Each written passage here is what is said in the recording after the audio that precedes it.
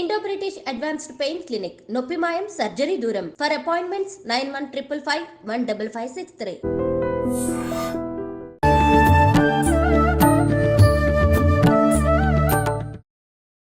నమస్కారం, welcome to I dream. ధర్మ మార్గం విత్ విజిత కార్యక్రమానికి స్వాగతం. ప్రస్తుతం మనతో పాటు ఉన్నారు ప్రముఖ ఆధ్యాత్మికవేత్త సుభాష్ శర్మ గారు. ఇప్పుడు వారితో మాట్లాడి మనకున్న సందేహాలన్నింటినీ కూడా నివృత్తి చేసుకునే ప్రయత్నం చేద్దాం. నమస్కారం గురుగారు. శ్రీమాత్రే నమః. గురుగారు, ఈ మధ్య కాలంలో కామాఖ్య అమ్మవారి గురించి ఎక్కువగా మాట్లాడుకుంటున్నాం ప్రతి ఒక్కరం కూడా. ఎవరికి తోచిన విధంగా వాళ్ళు చెప్తున్నారు. అంటే అక్కడ కొన్ని రకాల సాంప్రదాయాలు ఉంటాయని చెప్పి, ప్రత్యేకించి కొన్ని రకాల పూజలు జరుగుతుంటాయని చెప్పి, అక్కడ జరిగే పూజల్ని తీసుకొచ్చి మళ్ళీ వేరే ప్రాంతాల్లో చేస్తున్నారు అని చెప్పి రకరకాలుగా మాట్లాడుకుంటున్నాం. ఏదైతేనేంటి ప్రస్తుతం ఏంటి అంటే అక్కడ మద్యం, మాంసం పూజల దగ్గర నివేదన చేస్తారు అని చెప్పి కొంతమంది, అమ్మవారికే నివేదన చేస్తారు అని చెప్పి కొంతమంది, ఇప్పుడు మాత్రం ఇంతకు ముందు కాలంలో ఉండేది ఇప్పుడు అలాంటి సాంప్రదాయం ఆచారం లేదు అని కొంతమంది. అసలు వాస్తవం ఏంటి, అక్కడ ఏం జరుగుతోంది అసలు? తప్పకుండా తెలియజేస్తాను. ముందుగా ప్రేక్షకులందరికీ శ్రీమాత్రే నమః, శ్రీ గురుభ్యో నమః. నమో దేవ్యై మహాదేవ్యై శివాయై సతతం నమః. నమ ప్రకృత్యై భద్రాయై నిహతాం ప్రణతాస్మిత.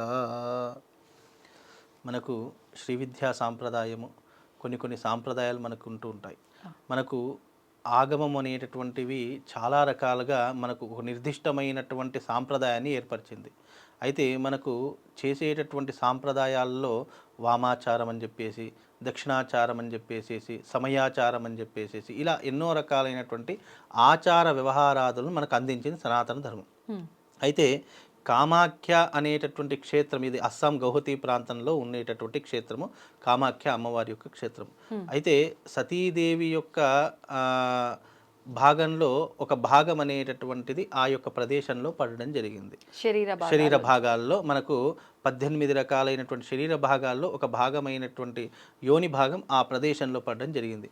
అప్పటి నుండి అవన్నీ కూడా అంటే అమ్మవారి యొక్క రూపాల్లో సాత్వికమైనటువంటి రూపాలు కొన్ని ఉన్నాయి, అదే రకంగా ఉగ్ర రూపాలు అనేటటువంటివి కొన్ని ఉన్నాయి. అయితే ఇక్కడ ఉగ్ర రూపాలలో ఉన్నటువంటి దశమహావిద్యలు ఏవైతే ఉన్నాయో 10 రకాలైనటువంటి విద్యలు, ఇవన్నీ కూడా ఉగ్ర స్వరూపాలుగా అమ్మవారి యొక్క తత్వంలో చెప్పడం జరిగింది. అంటే కామాఖ్య అంటే ఉగ్ర రూపమే, అమ్మవారి యొక్క తత్వంలో ఉగ్ర రూపమైనటువంటి క్షేత్రం కామాఖ్య. ఇప్పుడు రాజశ్యామల కానివ్వండి, భగళాముఖి కానివ్వండి, ఈ రాజశ్యామలకు రాజమాతంగి అనేటటువంటి పేరు కూడా ఉంది, చిన్నమస్తాదేవి అని చెప్పేసి పేరు ఉంది. అలాగే మనకు ఈ యొక్క వారాహి అమ్మవారు వేరే, మళ్ళీ బగళాముఖి వీళ్ళందరూ కూడా దశమహావిద్యల్లో వచ్చేటటువంటి ఉగ్రశక్తి స్వరూపాలు ఈ అమ్మవారి యొక్క రూపాలు. చిన్నమస్తాదేవి కూడా ఉగ్ర స్వరూపమే. అలాగే కమలాత్మిక అమ్మవారి యొక్క స్వరూపం, కమలాత్మికాదేవికి మరొక పేరు శ్రీ మహాలక్ష్మి, సాత్వికమైనటువంటి రూపము. అంటే ఇందులో అమ్మవారిని ఆరాధించేటటువంటి తత్వంలో ఉగ్ర రూపాలు కొన్ని ఉన్నాయి, శాంత స్వరూప అవే రూపాలను శాంత స్వరూపంగా కొలిచేటటువంటి ఆధారాలు కొన్ని ఉన్నాయి.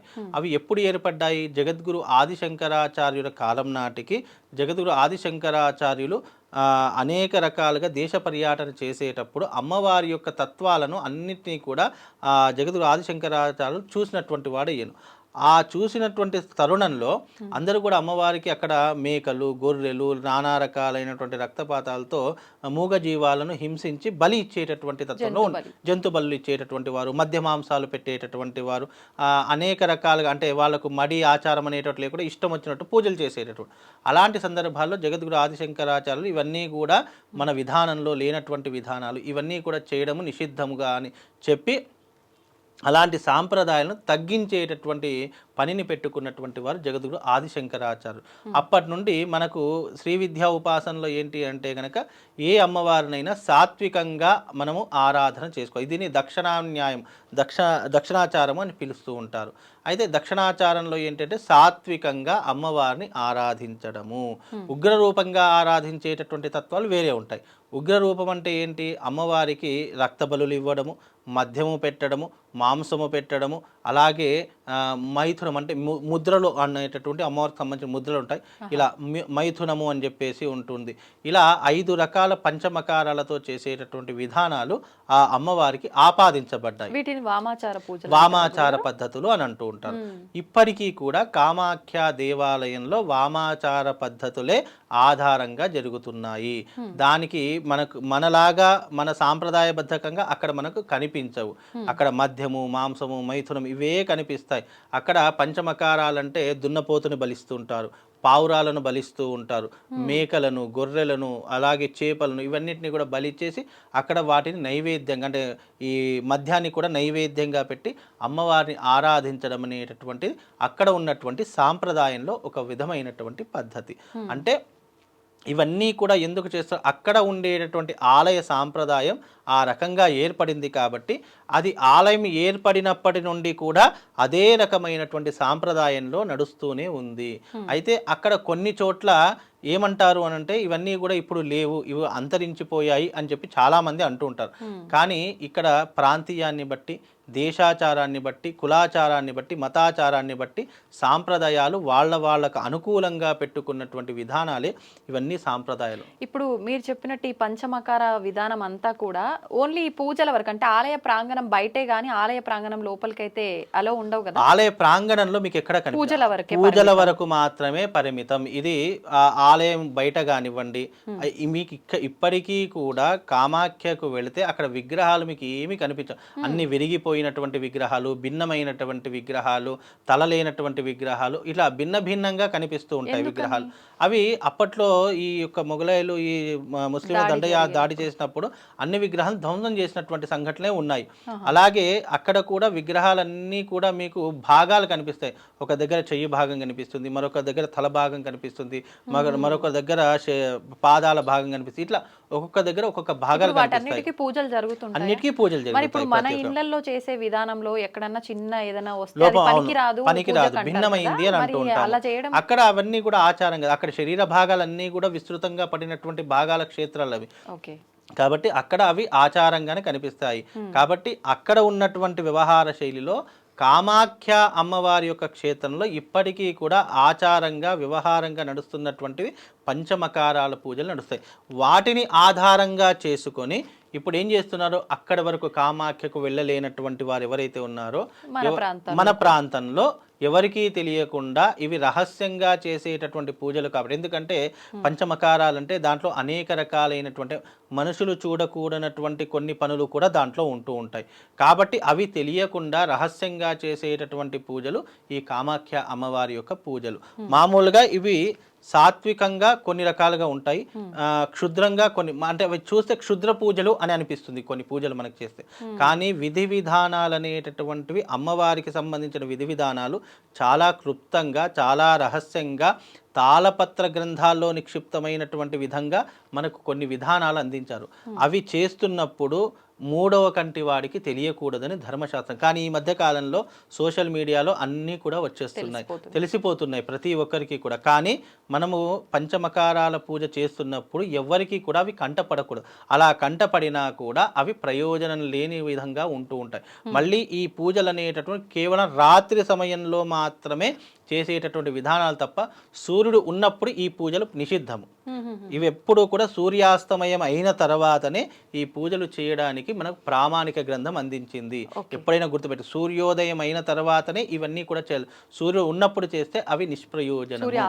సూర్యాస్తమయం అయిన తర్వాతనే మనము వామాచార పూజలు అనేటువంటి పెట్టడం. అంటే ఇక్కడ వామాచార పద్ధతి అనేది తప్పు అనేటటువంటిది కాదు, కానీ మనకు అలాంటి పద్ధతులు ఉన్నాయి. మరి ఇప్పుడు ఆ పద్ధతిని ఇక్కడ చేస్తున్నాం అంటున్నారు కదా, అది లెక్కలోకి వస్తుంది అంటారా? 100%. ఇప్పుడు ప్రాంతాన్ని బట్టి, అక్కడ ప్రాంతానికి సంబంధించింది మనం ఈ ప్రాంతం అయితే ఇక్కడ ప్రాంతాన్ని బట్టి అంటే గనక ఇప్పుడు మనుషులకు నానా రకాల కోరికలు ఉంటాయి. ఉద్యోగంలో మంచి భవిష్యత్తు కావాలని, రాజకీయంలో మంచిగా స్థిరపడాలని చెప్పేసి, సినిమా ఇండస్ట్రీలో మంచిగా నిలదొక్కుకోవాలి, మంచి స్టార్ సెలబ్రిటీ కావాలి, కొంతమందికి ఐశ్వర్యం కావాలి, నేను జీవితంలో నేను అనుకున్నది సాధించాలి అనుకున్నప్పుడు మానవులకు అనేక రకాల కోరికలు. ఆ కోరికలు సులభంగా నెరవేర్చుకోవాలి అంటే ఇప్పుడున్నటువంటి జనరేషన్లో, ఈ కలియుగంలో సులభమైనటువంటి పద్ధతి ఏదైనా ఉంది అని అంటే గనక అది వామాచార పద్ధతిలో తొందరగా రిజల్ట్ ఇచ్చేటటువంటి పద్ధతి. మీరు శాస్త్రంలో చూసుకున్నా, ఎక్కడ చూసుకున్నా, ఇప్పుడున్నటువంటి జనరేషన్లో, ఇప్పుడున్నటువంటి కలియుగంలో అమ్మవారిని మనం ఆరాధించాలి అంటే వామాచార పద్ధతిలో ఆరాధించడం వల్ల శీఘ్రంగా ఫలితాలు కలుగుతాయి అనేటటువంటిది మనకు శాస్త్రం అందించినటువంటి దృక్పథం. ఇప్పుడు వామాచార పూజలు మీరు అన్నట్టుగా ఎంత తొందరగా ఫలితం వస్తుందో, చిన్న లోపం ఏదైనా జరిగితే అంతే విధంగా మళ్ళీ కోలుకోలేని దెబ్బ. 100%. అందుకే అంటున్నాను కదా, వామాచార పద్ధతి ఎంత శాస్త్రయుక్తంగా చేస్తే ఫలితం అంత తొందరగా వస్తుంది.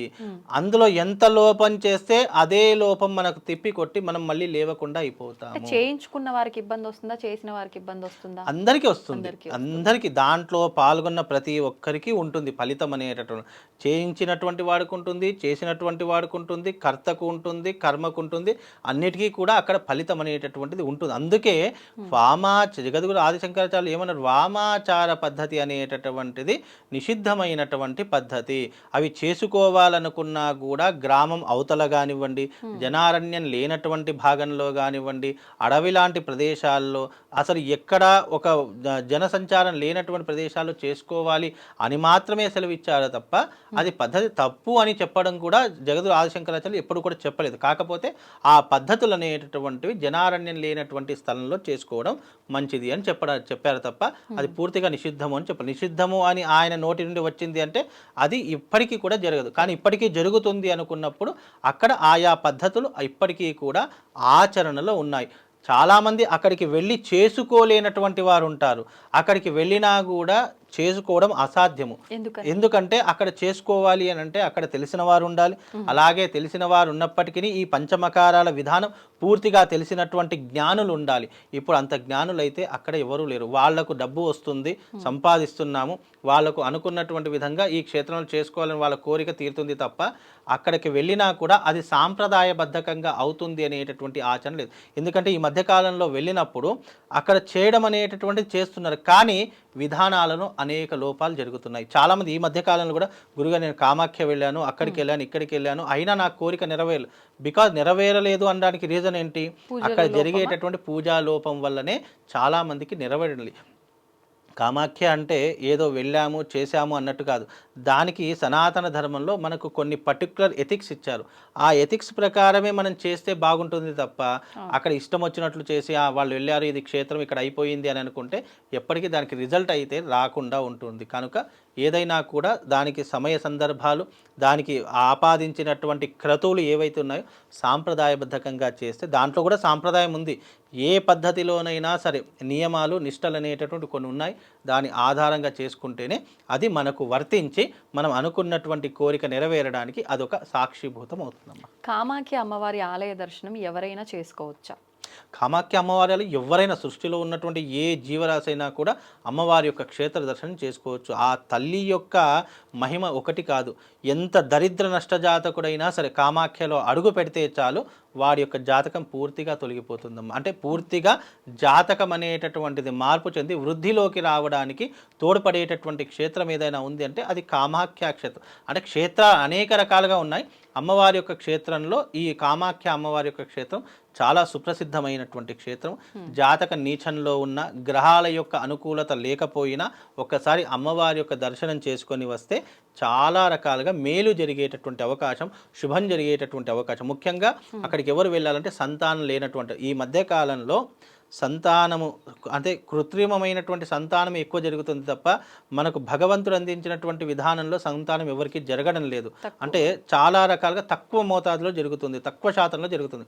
కాబట్టి మనకు ప్రకృతి పరంగా సంతానం కలగాలి అని అనుకుంటే గనక, సృష్టి విధంగా సంతానం జరగాలంటే ఒక్కసారి కామాఖ్య ఆలయానికి వెళ్ళి వచ్చి అక్కడ అమ్మవారికి నమస్కారం చేసుకొని వీలైతే 3 రోజులు కానీ లేదా 9 రోజులు కానీ నిద్ర చేసి వస్తే నిజంగా వాడి యొక్క జీవితంలో ఎనలేనటువంటి అద్భుతాలు జరుగుతాయమ్మా. ఇప్పుడు మీరు ఇందాక చెప్పినట్టు ఈ వామాచార పూజలన్నీ కూడా అక్కడ జరిగే విధానం చూడడానికి క్షుద్ర పూజల మాదిరిగా ఉంటుంది అని, కానీ అక్కడ నిజంగా కూడా క్షుద్ర పూజలు చాలా ఎక్కువగా జరుగుతుంటాయంటారు. ఇది వాస్తవం? వాస్తవమ్మా. ఇప్పటికీ కూడా అక్కడ క్షుద్రం జరుగుతుంది. కామాఖ్యలో మంత్రము ఉంది, తంత్రము ఉంది, యంత్రము ఉంది. 3 రకాల పద్ధతులు ఉన్నాయి. క్షుద్రము అని అంటే గనక శత్రువుల మీద చేసేటటువంటి ప్రయోగము. అంటే ఒక బలహీనుడు బలవంతుని ఎదుర్కోలేడు కాబట్టి దానికి ప్రత్యామ్నాయంగా ఏం చేస్తారంటే ఇలాంటి క్షుద్రంలో ఆచరణ పొంది దాని యొక్క మంత్ర ప్రయోగం ద్వారా వాడిని ఏదో రకంగా నాశనం చేయాలని ఈ రకమైనటువంటి క్షుద్రం చేస్తూ ఉంటారు. అదే రకంగా అంటే ఎవరైనా ఇప్పుడు మన మీద ఏదైనా ప్రయోగం చేశారు, మనం నాశనం అయిపోయేలా వాళ్ళు ఏదైనా ప్రయోగం చేశారు, మంత్ర ప్రయోగం చేశారు అని అనుకున్నప్పుడు వాళ్ళని ఎదిరించే శక్తి మన దగ్గర ఉండదు. బికాజ్ ఎందుకంటే వాళ్ళు గొప్ప వాళ్ళకి అవుతుండొచ్చు, లేదా డబ్బున్న వాళ్ళు కావచ్చు, వాళ్ళని ఏదైనా అంటే మనకి ఏదైనా నష్టం జరుగుతుండవచ్చు, మనకంటూ కుటుంబం ఉంది అని ఆలోచించే వాళ్ళు ఉంటారు కదా.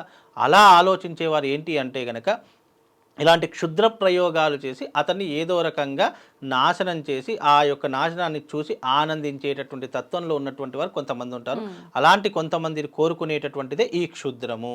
అలాగే వామాచార పద్ధతి ఏంటంటే జీవితంలో మనకు మనం అభివృద్ధి పొందడానికి, అంటే వామాచార పద్ధతి తప్పు అనేది కాదు, అది ఉన్నటువంటి పద్ధతి, అది లేదు అనేటటువంటిది కాదు. కాకపోతే దాన్ని ఆచరించే విధానం. ఇప్పుడు నేను ఒక రాజకీయంలో ఉన్నాను, ఒక ఎమ్మెల్యే పదవిలో ఉన్నాను, నాకు మంత్రి పదవి కావాలి, లేదా నాకు ఒక సీఎం హోదా కావాలి, లేదా నాకు రాష్ట్రపతి హోదా కావాలి, లేదా నాకు ఒక ప్రధానమంత్రి యోగం కావాలి అంటే తాను ఉన్నటువంటి స్థితిలో ఉన్నప్పుడు దానికంటే బెటర్ పొజిషన్ కావాలి, ఉన్నత స్థాయి కావాలి అని అనుకున్నప్పుడు ఇలాంటి పద్ధతులను ఆచరిస్తూ ఉంటారు. దానికి దశమహావిద్యల్లో ఒక్కొక్క అమ్మవారు ఒక్కొక్క స్థితిని ఇచ్చేటటువంటి విధంగా ఉండేటటువంటి తల్లే దశమహావిద్యల్లో ఉన్నటువంటి అమ్మవార్లు. భగళాముఖి ఉంది, శత్రుస్తంభన యోగం. ఎవరైనా శత్రువులు ఉన్నారంటే వాళ్ళని సమూలంగా నాశనం చేయాలి, వాళ్ళు మన జీవితంలో రావద్దంటే భగళాముఖి చేసుకోవచ్చు. రాజశ్యామల అమ్మవారు, మాతంగి హోమం. మాతంగి అంటే రాజకీయాలలో కానివ్వండి, లేదు అంటే ఇండస్ట్రీ రంగంలో కానివ్వండి, వ్యాపార రంగంలో కానీ ఉన్నత స్థితి పొందాలంటే రాజశ్యామల అమ్మవారి యొక్క హోమం చేసుకోవచ్చు. కమలాత్మిక అమ్మవారి యొక్క, కటిక దారిద్రుడైనా సరే అపర కుబేరుడు కావాలన్నా, చేసినటువంటి అప్పులన్నీ సమూలంగా తీరిపోవాలన్నా కమలాత్మిక అమ్మవారి యొక్క హోమము. అలాగే ధూమావతి, భగళాముఖి, ఇవన్నీ కూడా ఏంటి అంటే వాటి స్థాయికి చెందినటువంటి దేవతలు కాబట్టి వీటిని ఆరాధించడము, వీటికి వామాచార పద్ధతులతో పూజించడం. దక్షిణాచారం కంటే వామాచారం చాలా సులువుగా ఉండేటటువంటి విధానం. దక్షిణాచారంలో ఏంటంటే విధి విధానాలు, పద్ధతులు చాలా పర్టికులర్గా ఉంటాయి. వామాచారంలో ఏంటంటే కొన్ని పద్ధతులు తక్కువగా ఉండేసి విధానాలు ఎక్కువగా ఉండేటటువంటి స్థితియే వామాచార పద్ధతి. కామాఖ్యలో కూడా అదే పద్ధతులున్నాయి. అక్కడ చేసుకోలేనటువంటి వారు, అక్కడ చేసుకున్నా కూడా ప్రయోజనం లేనటువంటి వారు, ఫలితం పొందలేనటువంటి వారు ప్రత్యేకంగా మాలాంటి వాళ్ళని సంప్రదించి ఏం చేస్తారంటే ఇలాంటి క్రతువులు ఆచరణ చేసుకొని వాళ్ళు ఫలితాన్ని పొందేటటువంటి అవకాశం ఏర్పడుతుందమ్మా. ధన్యవాదాలు గురుగారు. శ్రీమాత.